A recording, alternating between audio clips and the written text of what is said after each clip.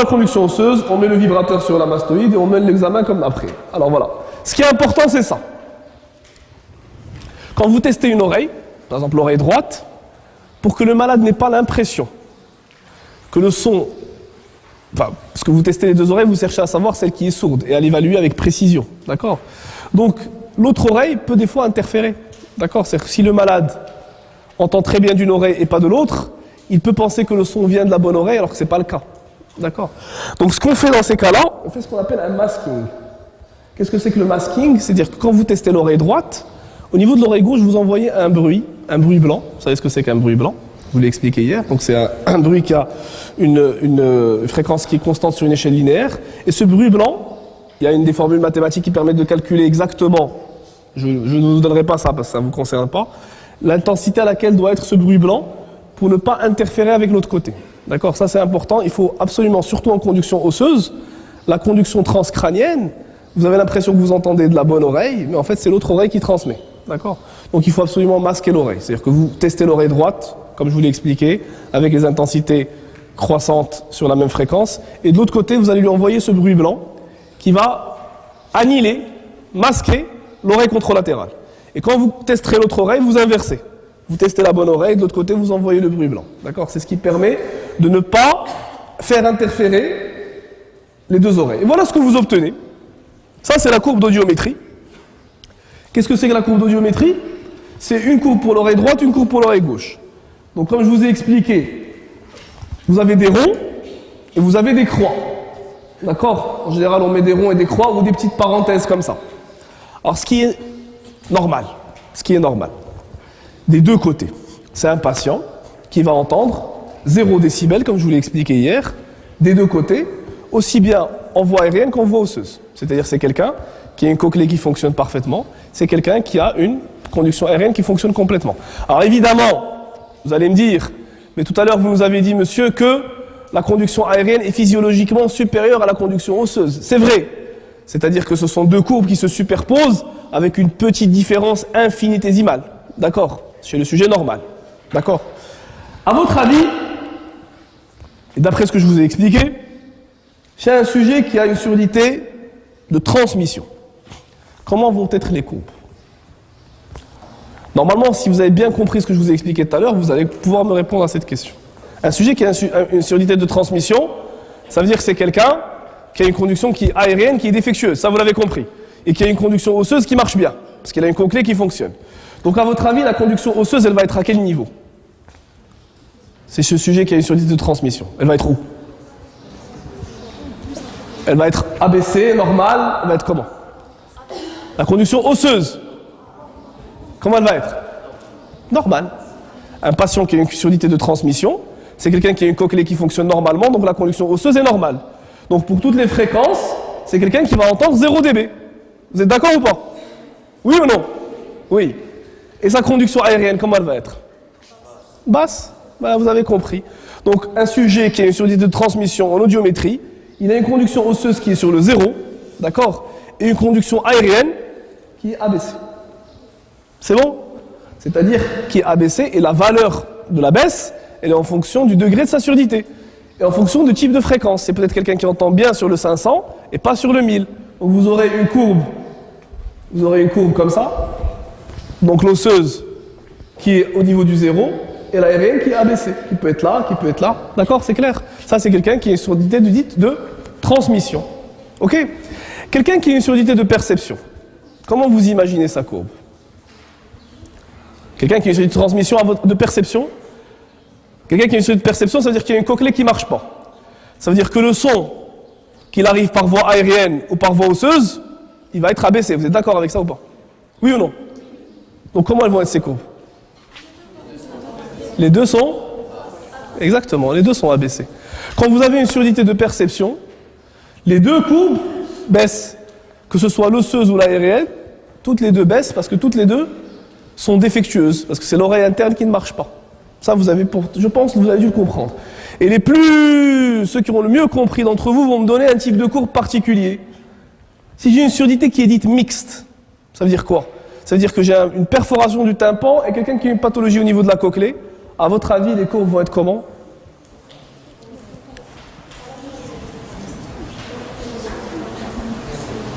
comment elles vont être?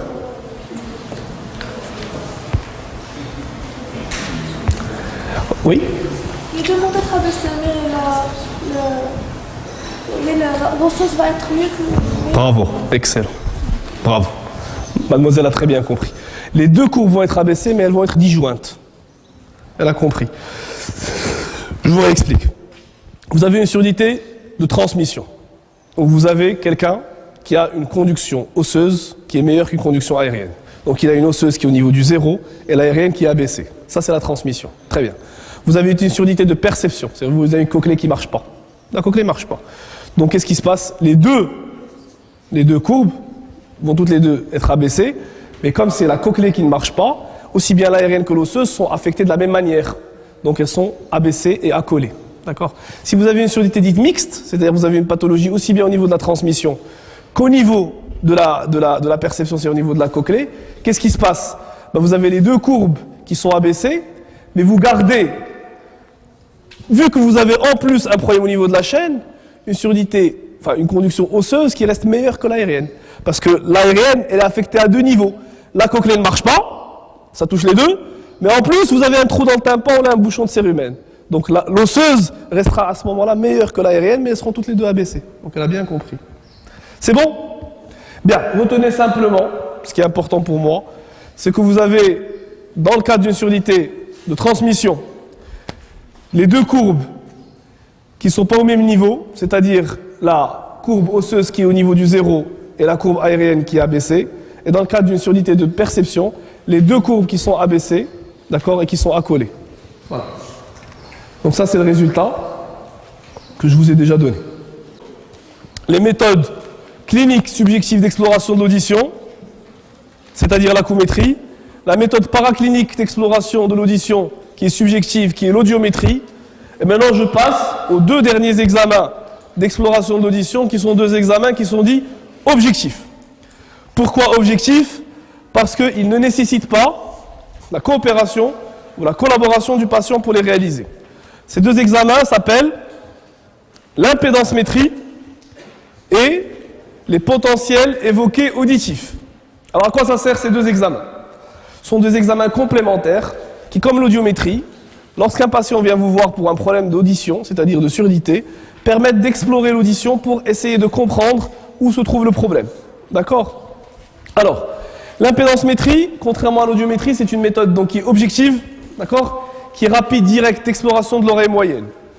Et qui a un avantage parce qu'elle peut se pratiquer dès l'âge de 2 mois. Rappelez-vous d'une chose, c'est juste pour votre culture, je ne vous demanderai jamais ça, l'audiométrie n'est faisable qu'à l'âge de 5 ans. Parce que la coopération du patient ne peut pas se faire avant 5 ans. Un enfant de 2, 3, 4 ans ne peut pas comprendre ce que vous lui demandez, d'accord, et répondre à votre examen. Donc, qui se pratique dès l'âge de 2 ans sans cabine insonorisée, et elle comporte 2 épreuves distinctes qui s'appellent la tympanométrie et l'étude du réflexe tapédien. S'il vous plaît, ça c'est une question que je peux vous poser. Donc, quels sont les examens objectifs d'exploration de l'audition? Il faudra me répondre impédancemétrie et potentiel évoqué auditif que je vais vous expliquer. Et je peux vous demander quelles sont les 2 épreuves qui composent l'impédancemétrie. Il faudra me répondre tympanométrie et étude du réflexe tapédien. D'accord? Alors, qu'est-ce que c'est que la tympanométrie? La tympanométrie, c'est tout simplement un examen qui va permettre, en fonction de variations de pression appliquées dans le conduit auditif externe, c'est-à-dire qu'on va envoyer une sonde et on va envoyer des pressions au niveau du conduit. Et on va tester ce qu'on appelle l'impédance de l'oreille moyenne. Ça veut dire quoi l'impédance de l'oreille moyenne? C'est-à-dire l'inverse de la compliance de l'oreille moyenne. Qu'est-ce que ça veut dire? C'est tout simplement la mobilité de ce tympan. D'accord? C'est-à-dire qu'on va tester, on va essayer de voir, parce qu'on a vu otoscopiquement que le tympan était par exemple normal, on veut savoir si en plus d'être normal sur le plan morphologique, sur le plan anatomique, est-ce que ce tympan bouge normalement ou pas?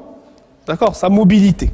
Parce que le tympan, comme je vous ai expliqué hier, il est doué de propriétés élastiques grâce à sa couche fibreuse intermédiaire, avec les fibres qui sont dites radiaires, paraboliques, semi-linéaires et circulaires. C'est pas grave, ça vous l'oubliez, ce sera pour la 2e année. Bouge. Il est doué de propriétés vibratoires. D'accord? Donc l'impédancemétrie, elle permet de tester justement cette compliance, cette impédance de la membrane tympanique. D'accord?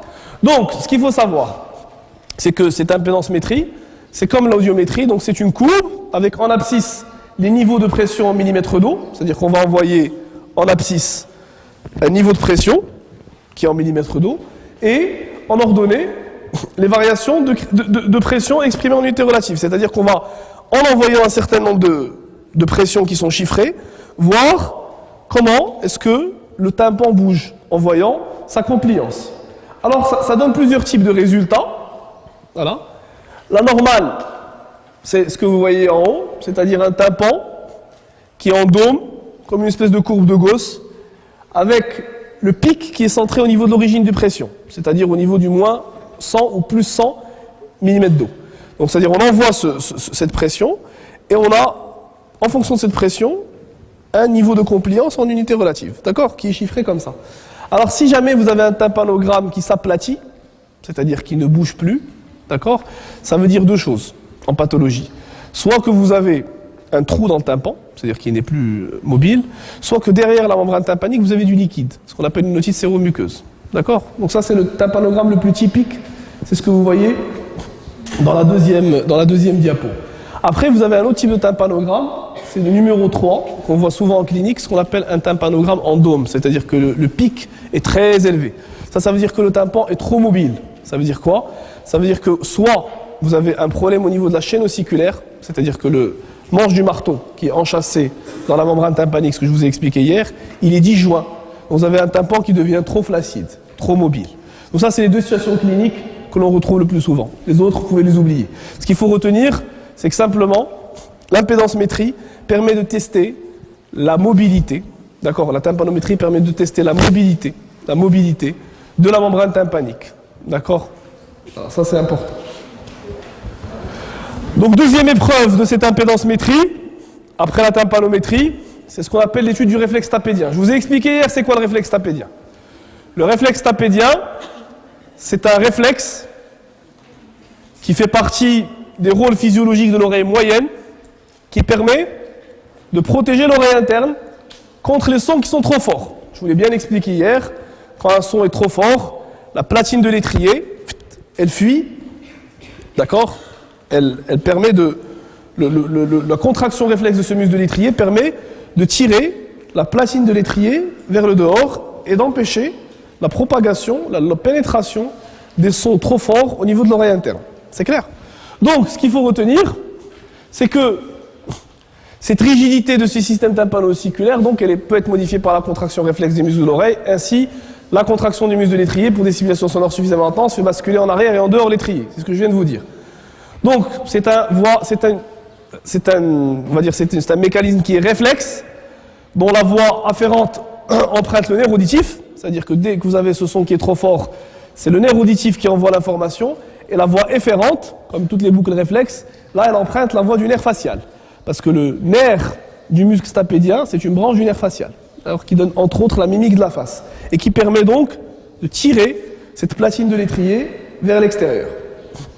Donc, ce paramètre en pratique clinique quotidienne, donc c'est un paramètre qui est étudié pour tester son seuil.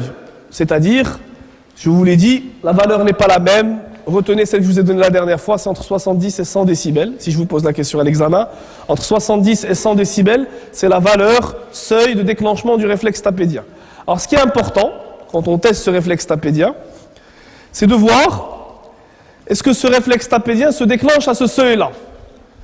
S'il ne se déclenche pas au niveau de ce seuil-là, ça veut dire que l'oreille interne n'est pas protégée. D'accord? Donc, le premier réflexe que l'on teste, enfin, la première épreuve de l'impédancemétrie, c'est la tympanométrie. Elle permet de tester la mobilité de la membrane tympanique. D'accord? La deuxième épreuve, qui est le réflexe tapédien, elle permet de tester est-ce que, oui ou non, l'oreille interne est protégée.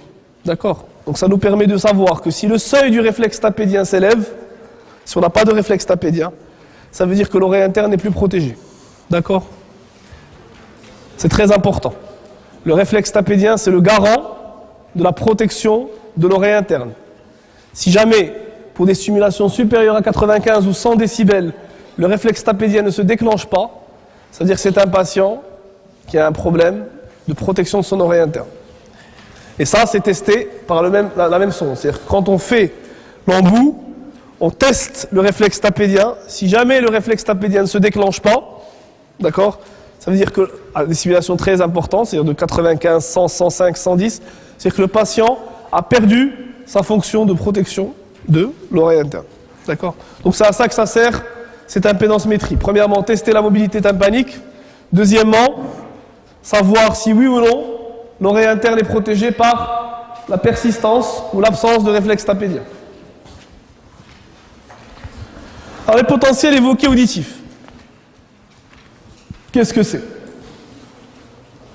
C'est le dernier examen qui est un examen objectif de l'exploration d'audition et qui, on va dire, est un examen spécifique de l'exploration de l'audition qui dépasse la cochlée. D'accord? Donc ça explore les voies cochléaires. Ça explore les voies cochléaires et les voies centrales. D'accord? Si vous voulez, l'audiométrie et l'impédancemétrie sont deux examens subjectifs qui nous permettent de situer le siège de l'atteinte. C'est-à-dire de se dire, est-ce que on est en présence d'une surdité de perception ou de transmission? Et l'impédancemétrie permet de la caractériser, permet de dire est-ce qu'on a un problème de mobilité tympanique, est-ce qu'on a un problème au niveau du réflexe tapédien. Par opposition, le potentiel évoqué auditif, c'est le test objectif par excellence qui teste ce qui se passe derrière. Quand on a déjà, faut racheter le PE, quand on a déjà fait l'audiométrie et l'impédancemétrie et qu'on a montré que le tympan bougeait normalement, que le réflexe tapédien se déclenchait normalement, que la surdité était une surdité de perception, donc on est en face d'une surdité de perception, et qu'on veut savoir est-ce que le siège de la surdité se trouve au niveau de la cochlée, ou là du nerf cochléaire, ou là des voies cochléaires que je vous ai montré hier, et ben on fait le PE. D'accord? C'est un examen qui vient après, quand on a déjà étiqueté la surdité comme une surdité de perception. C'est bon? Donc ce PEA, qu'est-ce que c'est? C'est l'enregistrement à l'aide d'électrodes de surface de potentiels électriques générés par une stimulation sonore et qui correspondent à l'activation des différents relais des voies auditives depuis le nerf auditif jusqu'aux zones d'intégration. C'est comme l'électroencéphalogramme chez le neurologue. Donc c'est une autre type de potentiel qui va enregistrer tout ce qui se passe au niveau de la voie auditive, depuis le nerf jusqu'au cerveau. D'accord? Et qui étudie de manière objective et situe le niveau de l'atteinte quand elle est cochléaire ou rétrocochléaire. Donc une stimulation sonore se génère tout au long des voies auditives une série de potentiels électriques qui correspondent à l'activation de ces différents relais que nous allons enregistrer. Voilà. C'est ça la courbe normale des potentiels auditifs. C'est-à-dire que vous avez 6 courbes, d'accord? L'onde 1 normale, elle correspond au son qui se trouve au niveau de la 8e paire crânienne. L'onde 2, au niveau des noyaux cochléaires, au niveau du bulbe rachidien, d'accord? L'onde 3, complexe olivère protubérantiel au niveau du pons. Le némuscle latéral. Et l'onde 5, qui correspond au colliculus inférieur. D'accord? C'est la principale. L'onde 5, c'est celle où se trouve, si vous voulez, au niveau du thalamus, l'intégration du message sonore. C'est elle qui nous donne la meilleure perception du son au niveau des voies rétrocochléaires, c'est-à-dire le nerf jusqu'au cerveau. C'est cette onde 5. Alors la technique, qu'est-ce que c'est? Comment on procède? Donc la même chose, c'est un patient qu'on va mettre sur un plan horizontal. Chez l'enfant, pour pouvoir le faire, il faut les endormir. Il faut une anesthésie générale. Parce qu'il ne faut pas qu'ils bougent, sinon ça donne des interférences. On met un casque et on simule par des clics. D'accord? Alors la limite du PEA. Il y a une limite, s'il vous plaît. Il y a une limite, parce que tous les examens ne sont pas parfaits, c'est pour ça qu'on en a plusieurs. C'est qu'il n'explore qu'une zone fréquentielle particulière, entre le 2000 et le 4000 Hz. Il n'explore pas les basses fréquences, il n'explore pas les hautes fréquences. Il explore essentiellement les fréquences dites conversationnelles. C'est les fréquences sur lesquelles on parle. Plutôt, normalement c'est entre le 1000 et le 4000, mais lui il explore qu'entre le 2000 et le 4000. D'accord? C'est ça la petite limite, si vous voulez, de cet examen complémentaire. Donc on place 4 électrodes. Une électrode qui est dite active, qui est au niveau du vertex, ici. Celle de référence au niveau des mastoïdes, là. D'accord? Et la masse qu'on lui met au niveau du front, là au niveau du menton. D'accord? Et on va mener l'examen en mesurant le seuil auditif objectif. Alors, ce qu'il faut comprendre, c'est que cet examen qui est le PEA nous permet deux choses importantes. Alors je vous ai dit tout à l'heure, s'il vous plaît, s'il vous plaît, pour ceux qui discutent, s'il vous plaît, je vous ai dit tout à l'heure que l'examen d'audiométrie, qui est un examen subjectif, ne peut pas se faire chez l'enfant. D'accord? Donc quand vous avez un enfant qui débarque chez vous en consultation, parce que ses parents suspectent qu'il n'entend pas. Et en général, quand ses parents suspectent qu'il n'entend pas, ce qui est le signe le plus révélateur de ça, pour les parents, c'est un enfant qui arrive à l'âge de 2 ans, 1 an et demi, 2 ans et demi, et qui ne parle pas. Exactement. Parce que quand on n'entend pas, on ne peut pas intégrer et on ne peut pas parler. Donc, ils vous le ramènent pour retard de langage. Ils vous disent, docteur, mais mon enfant, je pense que Messi se mèche. Qu'est-ce que vous faites? Vous examinez le tympan, vous trouvez qu'il n'y a rien du tout. Après, il faut trouver une explication. Il faut essayer de comprendre pourquoi. Tant plus que vous avez peut-être entendu parler, je ne sais pas si vous l'avez entendu parler de ça ou pas, il existe aujourd'hui des moyens qui permettent de réhabiliter l'audition des enfants sourds, même les plus profonds. C'est le fameux implant cochléaire. Je ne sais pas si vous avez entendu parler de ça. On a eu l'occasion d'en opérer 4 au niveau du CHU. Donc l'implant cochléaire, c'est une méthode révolutionnaire qui permet chez les enfants qui ont une cochlée qui ne marche plus de court-circuiter la centrale, c'est-à-dire la cochlée, et d'insérer un implant qui va s'enrouler autour de la cochlée et qui va simuler directement le nerf cochléaire. D'accord? Donc pour pouvoir traiter ces enfants, il faut en faire le diagnostic. Ce qui permet d'en faire le diagnostic, c'est ça. C'est le PEA. Donc le PEA, c'est un examen qui est objectif et qui teste les fréquences que l'enfant doit normalement entendre, c'est entre 2000 et 4000. D'accord? Et qui va donc permettre, par l'étude de l'onde 5, comme je vous ai expliqué, c'est l'onde la plus parlante, c'est l'onde de l'intégration, qui doit être normalement perçue pour des simulations décroissantes jusqu'à 10 à 0 décibels. C'est-à-dire on va simuler 100, 90, on suspecte qu'il est sourd, donc on donne des impulsions très fortes, on donne le 100, on donne le 90, on donne le 80, on prend le gradient par voie décroissante jusqu'à arriver aux 10 décibels et 0 décibels. Un enfant normal doit toujours avoir l'onde 5. C'est-à-dire le son doit toujours arriver à ce fameux lemniscus latéral, ou colliculus inférieur. D'accord? Si jamais cette onde 5 n'apparaît pas à une certaine fréquence, à une certaine intensité, par exemple 60-70 décibels, c'est un enfant qui a une surdité qui est dite profonde. Si elle n'apparaît pas à 20 ou 30 décibels, elle est légère. D'accord? Et si elle n'apparaît pas à 100 décibels, ça veut dire que, comme je vous ai expliqué tout à l'heure, il n'a même plus de réflexe tapédien, il n'a plus rien. Ça veut dire que c'est un enfant qui est sourd profond. Donc c'est cette méthode-là, qui est le potentiel évoqué auditif, qui permettra de faire le diagnostic de la surdité profonde chez l'enfant.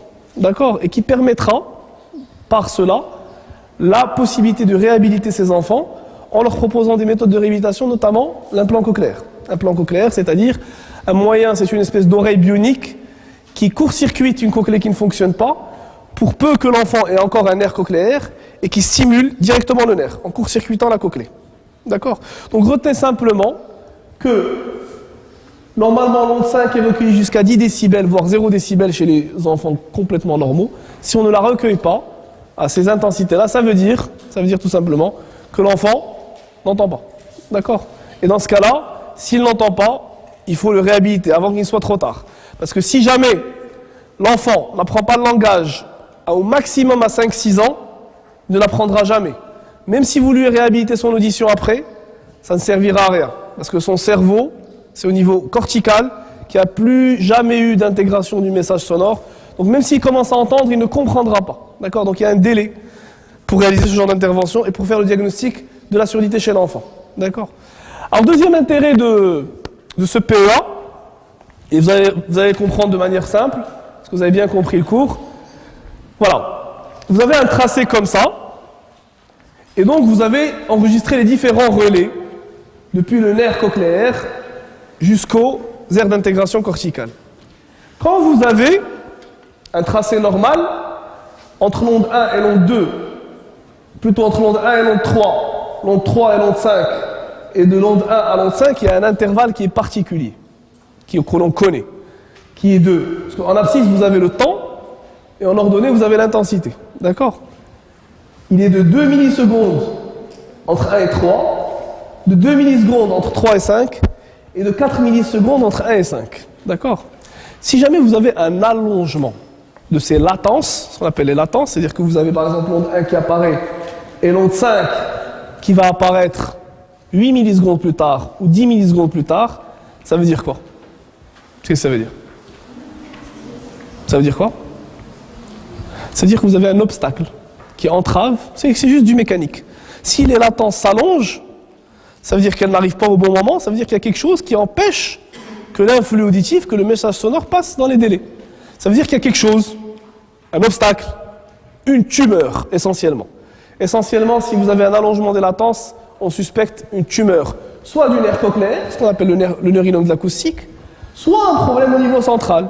C'est-à-dire que si jamais le message sonore prend plus de temps pour arriver que prévu, ça veut dire qu'il y a une lésion qui l'en empêche. D'accord ? Donc c'est le deuxième intérêt des PEA. Le premier intérêt, c'est la mesure du seuil de l'onde 5. C'est-à-dire, est-ce que l'enfant entend ou n'entend pas ? Le deuxième intérêt, c'est la mesure des intervalles. D'accord ? Intervalle entre l'onde 1 et 3, 3 et 5 et 1 et 5. Cet intervalle mesuré, s'il s'allonge, ça veut dire qu'il y a une tumeur au niveau des voies cochléaires. La reine-mère, si vous voulez, de ces tumeurs, la plus fréquente, ce qu'on appelle le neurinome de l'acoustique. C'est une tumeur du nerf cochléaire, de la 8e paire crânienne. D'accord ? Donc, le PEA a deux intérêts. C'est l'examen, disons, le plus performant des trois, parce qu'il est objectif, parce qu'il mesure les intervalles et qu'il mesure aussi le seuil. Il a deux limites. Le premier, c'est qu'il n'explore que les voies à partir de la cochlée, donc il ne s'adresse qu'aux surdités de perception. Il ne sert à rien dans les surdités de transmission. Et le deuxième intérêt majeur, enfin la deuxième limite majeure, c'est qu'il n'explore qu'un certain nombre de fréquences, entre le 2000 et le 4000. D'accord ? Donc ça, c'est un petit peu, disons, la technologie n'a pas encore assez avancé pour aller plus loin. Donc, on essaie d'explorer par ces trois moyens pour arriver à nos fins, c'est-à-dire avoir un diagnostic et savoir le siège de l'atteinte. Quand on a fait tout ça, après il y a des examens radiologiques, que je ne vous expose pas, c'est essentiellement le scanner et l'IRM qui permet de montrer la suspicion. Quand il y a une suspicion de tumeur, est-ce qu'il y a oui ou non tumeur ? D'accord ? C'est ça les derniers examens qui permettent d'explorer les voies auditives. Donc on explore d'abord par l'acoumétrie, d'accord ? Par l'audiométrie, par l'impédancemétrie, puis par le potentiel évoqué auditif. Voilà, donc ce sont les examens complémentaires qui permettent l'exploration de l'audition. Donc si on récapitule, l'exploration de l'audition se fait par des moyens cliniques. Le moyen clinique qui explore, c'est l'acoumétrie. Elle se fait aussi par des moyens paracliniques. Parmi les moyens paracliniques qui explorent l'audition, il y en a trois. Il y a un moyen subjectif qui s'appelle l'audiométrie. L'audiométrie, c'est le seuil audiométrique absolu en comparaison des courbes aériennes et des courbes osseuses. D'accord ? Si toutes les deux sont accolées et sur le zéro, ça veut dire que c'est une audition normale. Si elles sont toutes les deux abaissées et qu'elles sont accolées, c'est une surdité de perception. Si elles sont abaissées et disjointes, avec l'osseuse qui est meilleure que l'aérienne, c'est une surdité mixte. Bien. L'impédancemétrie, elle mesure la mobilité du tympan, d'accord ? Par la tympanométrie, c'est-à-dire la compliance, et elle mesure le réflexe tapédien, protecteur de l'oreille interne. Les potentiels évoqués auditifs, c'est le dernier examen qui est dit objectif, et qui permet de mesurer donc les voies cochléaires et rétrocochléaires, et qui est un examen qui a deux intérêts. Premièrement, voir le seuil, qui doit être présent jusqu'à 10 décibels, 0 à 10 décibels, d'accord ? Et deuxièmement, qui permet de voir les latences entre les différentes zones, les différentes courbes, si vous voulez, qui représentent les différentes zones, les différents relais d'intégration du message auditif. S'il y a allongement, c'est très probablement une lésion tumorale. Voilà, je pense qu'on a fait le tour, je n'en dirai pas plus. Je vous ai récapitulé à chaque fois les questions d'examen que je vous poserai, il n'y en aura pas d'autres, d'accord ? Ce que je vous ai dit, sur ce que j'ai insisté, ça correspondra donc aux questions que vous aurez. Ça sera un QCM, comme je vous ai expliqué, il y aura en principe 3 QCM, et ça vaudra entre 4 et 6 points pour l'examen final. Là, je pense que c'est bon, on a fait le tour de la question. Est-ce que vous avez des questions ? Est-ce qu'il y